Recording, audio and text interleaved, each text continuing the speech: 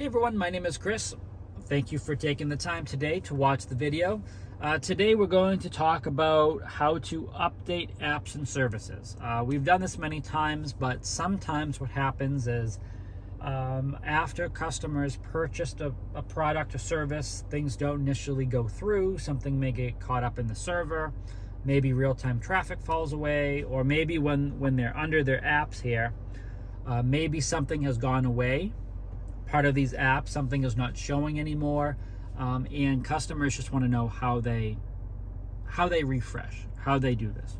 And so the very first thing that you would do is go into apps like we've just done, and right under your iDrive controller, we're going to touch option.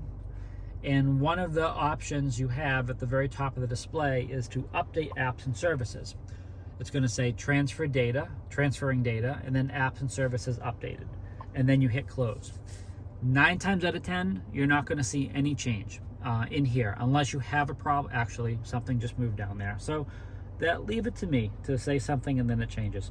So that is good to do because it will update things.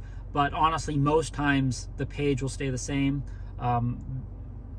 Coincidentally, just for this video, something must have been updated. So something just moved to place, or one of the apps got updated again, so you could see some movement down at the bottom of the display. I'm not sure if you caught that, but sometimes things don't automatically get pushed to the car.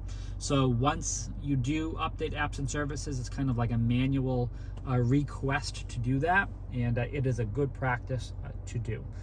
Again, another thing that could help is right down here, the volume control.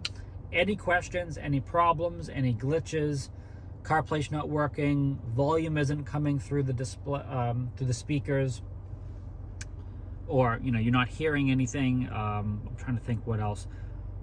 All sorts of serious XM issues, really anything involving technology.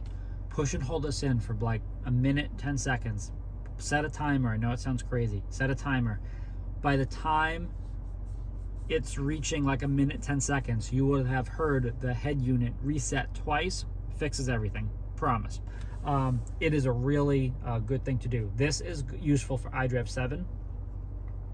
iDrive 8, it is pushing and holding the volume on your center console. That will do that. And for older vehicles, there's another process. We'll do a video on that as well. But this is pretty much everything I have here for update apps and services. Good practice to do. As you can see, it updated something in here. Please make sure you subscribe so you can always stay up to date with the latest content and all of the cool features and functions that BMW pushes out for the cars. And please make sure you always stay healthy and safe out there.